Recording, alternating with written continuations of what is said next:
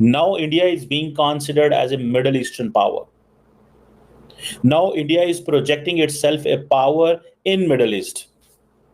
Global times एक article लिखता है डॉक्टर जयशंकर के ऊपर और डॉक्टर जयशंकर के ऊपर पर्सनल अटैक करता है। और अगर डॉक्टर यूनुस की गवर्नमेंट और दूसरे लोग जो है वो ये कहते हैं कि हसीना वाजिद के सपोर्टर्स को हमने मारना है, तो please accept them as refugees. यानी कि पब्लिश करा गया ऑनलाइन, चाइनीज में और इंग्लिश में, और अचानक इंग्लिश वाला विड्रॉ कर लेता है ग्लोबल टाइम्स आर्टिकल। ये आर्टिकल गायब कर देता है। क्या हुआ? ग्लोबल टाइम्स ने आर्टिकल गायब क्यों करा अचानक? तो इंडिया और जीसीसी की जो फर्स्ट एक मिनिस्ट्रियल डायलॉग हुआ है, उसमें अगर आप देखें तो जो जॉइंट कम्युनिके है या जो स्ट्रेटेजिक डायलॉग है, ये बड़ा इंपॉर्टेंट है। एक तो पाकिस्तान को हमेशा हमेशा के लिए सोच लेना चाहिए कि वो जो पाकिस्तान की अरब वर्ल्ड में अहमियत थी वो खत्म हो गई है। यहाँ जो पॉलिटिक्स होती है वो एस्टैब्लिशमेंट प्रो होती है। अगर आपने एस्टैब्लिशमेंट को खुश करना है तो आपको इस तरह के नारे लगाने पड़ते हैं। India Middle East strategic dialogue हुआ है जीसीसी का। डॉक्टर जयशंकर ने 3 अल्फाज कहे हैं, people, prosperity and progress, because उनको पता है कि मिडल ईस्ट के लोग डेमोक्रेसी और इस तरह की चूरन पसंद नहीं करते।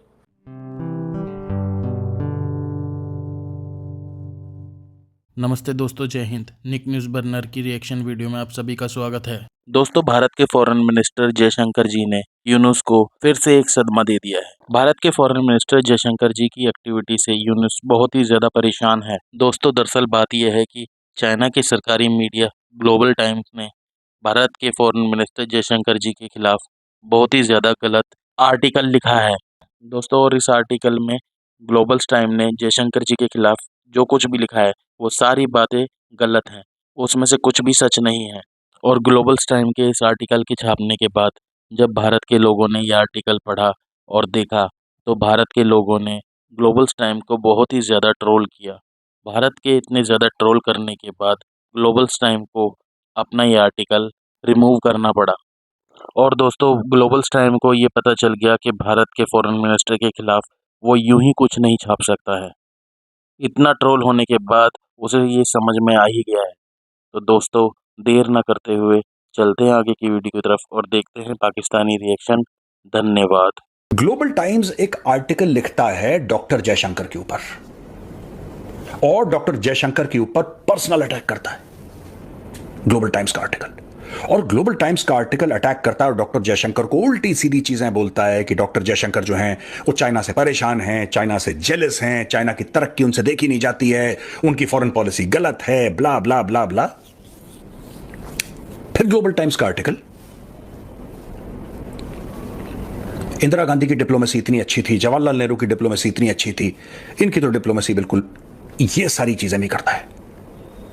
फिर वो एक और लांछन लगाता है कि ये तो जाके बिल्कुल अमेरिका के साथ बैठ गए हैं और हमारे खिलाफ हो गए हैं और हमें दुश्मन की नजरों से देखते हैं। ये सारी की सारी चीजें ग्लोबल टाइम्स लिखता है। और दोस्तों, अचानक ये आर्टिकल ग्लोबल टाइम्स, ये इंग्लिश में भी छपा और चाइनीज में भी छपा ऑनलाइन, यानी कि पब्लिश करा गया ऑनलाइन, चाइनीज में और इंग्लिश में, और अचानक इंग्लिश वाला विड्रॉ कर लेता है ग्लोबल टाइम्स आर्टिकल। ये आर्टिकल गायब कर देता है। क्या हुआ? ग्लोबल टाइम्स ने आर्टिकल गायब क्यों करा अचानक? क्या इनकी स्ट्रैटेजी थी कि बोल दो, बाकी लोग इसको सेव तो कर ही लेंगे, हाहाकार तो हो ही जाएगी, फिर हम इसको डिलीट कर देंगे चुपचाप, जैसे लोग कभी कभी ट्वीट गलत हो जाता है तो डिलीट कर देते हैं, उसी प्रकार से क्या यह स्ट्रैटेजी थी? दोस्तों, मैं ये जानना चाहता हूं कि ऐसा डॉक्टर जयशंकर ने क्या कर दिया कि चाइनीज इतने परेशान हो गए? Because the global times is the official mouthpiece of the government of China. Global times दोस्तों अपनी मर्जी से फुल स्टॉप और कॉमा नहीं बदल सकता जब तक ऊपर चाइनीज कम्युनिस्ट पार्टी उसको ना बोले। वो एक माउथपीस है, वो एक भोंपू है चाइनीज कम्युनिस्ट पार्टी का। ये पड़ गए डॉक्टर जयशंकर साहब के पीछे। जो डॉक्टर जयशंकर ने कुछ रिमार्क्स दिए थे और चाइना पिनक गया, चाइना को बहुत बुरा लगा कि डॉक्टर जयशंकर ऐसा कैसे कह सकते हैं हमारे, और उसके रिटेलिएशन में दोस्तों, उसके रिटेलिएशन में यह आर्टिकल छपा है। डॉक्टर जयशंकर ने बोला क्या? डॉक्टर जयशंकर ने बोला है कि दुनिया को एक जनरल चाइना प्रॉब्लम है, और ये बात सच है यार, दुनिया को एक चाइना प्रॉब्लम है। बेसिकली डॉक्टर जयशंकर का कहना है कि अगर आप यूरोप में जाएंगे उनसे बात करिए, अगर आप अमेरिका में जाएंगे उनसे बात करिए, आप दुनिया में किसी भी देश से बात करिए, वो कहेंगे कि हमें चाइना से प्रॉब्लम है। इनका कहना है, go to Europe and ask them amongst their major economic or national security debates today, it's about China. Look at the United States of America, it is obsessed with China and rightly so in many ways.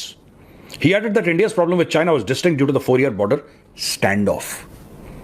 बोल दिया doctor Jaishankar ने मुंह। अच्छा, doctor Jaishankar is a diplomat but sometimes he tends to speak very straight. उन्होंने क्या बोला है कि नासूर, ये डिप्लोमेटिक लैंग्वेज में है, लेकिन चाइना को दर्द क्यों हुआ? क्योंकि अगर आप ये लैंग्वेज समझें तो आपको पता लगेगा कि डॉक्टर जयशंकर ने चीन को बोल दिया नासूर है। यूरोप जाइए, उनको चीन से प्रॉब्लम है। अमेरिका जाइए, उनको चीन से प्रॉब्लम है, and rightly so, and rightly so. ये भी डॉक्टर जयशंकर कह रहे हैं, बिल्कुल सही है। अगर उनको चाइना से प्रॉब्लम है, अगर आप इकोनॉमिक प्रॉब्लम देखें तो है, नेशनल सिक्योरिटी प्रॉब्लम देखें तो है। जब चाइनीज ने ये सब डॉक्टर जयशंकर की बातें सुनी, पिनक गए भाई लोग, और वहां पे डॉक्टर जयशंकर के खिलाफ आर्टिकल छपने शुरू हुए, और जो सबसे बड़ा आर्टिकल छपा वो छपा ग्लोबल टाइम्स। दोस्तों, इंडिया और जीसीसी की जो फर्स्ट एक मिनिस्ट्रियल डायलॉग हुआ है, उसमें अगर आप देखें तो जो जॉइंट कम्युनिके है या जो स्ट्रेटेजिक डायलॉग है, ये बड़ा इंपॉर्टेंट है।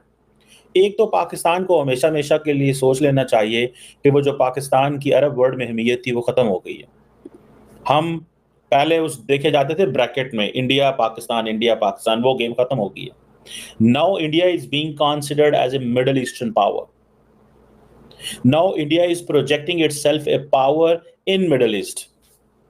आज से 10 साल पहले ऐसे नहीं था, आज से 15 साल पहले ऐसे नहीं था। आज मिडिल ईस्ट देख रहा है दिल्ली, लखनऊ, चेन्नई, मुंबई, पुणे, हैदराबाद जैसे जो बड़े बड़े शहर हैं, उनको as an island of stability, and वो देख रहे हैं कि वहाँ बिजनेस मॉडल्स के तौर पे देखे जा रहे हैं। आज middle eastern and western world जो है वो इंडिया के एकेडमिक से, स्टूडेंट से, जर्नलिस्ट से, बिजनेस कम्युनिटी से, उनसे बात कर रही है, उनको देखना चाह रही है।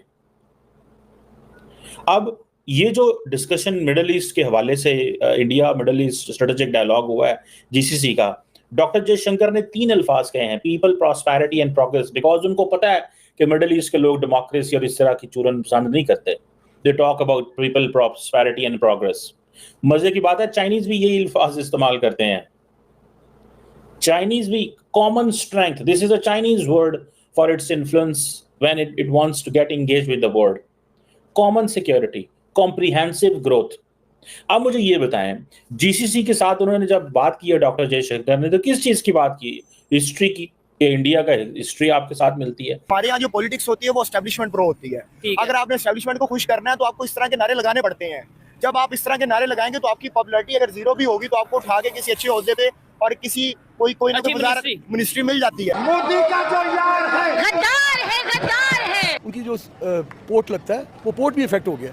वो प्रोडक्शन करेंगे तो किस लिए करेंगे? उनके पोर्ट ही सारे बंद हो गए, सील हुए हुए। वहाँ पे वो army has taken over, that doesn't mean that के उनका बिजनेस कम्युनिटी सारी उनकी जो है ना वो इस वक्त हॉल्ट पे आ गई है। और अगर डॉक्टर यूनुस की गवर्नमेंट और दूसरे लोग जो है वो ये कहते हैं कि हसीना वाजिद के सपोर्टर्स को हमने मारना है, तो please accept them as refugees. लोगों की जानें बचाएगा।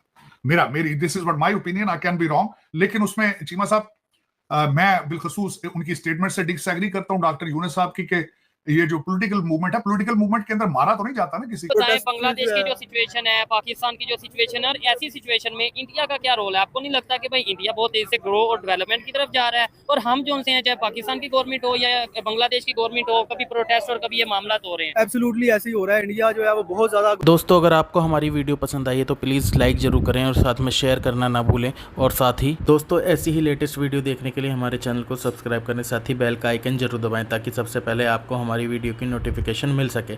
धन्यवाद।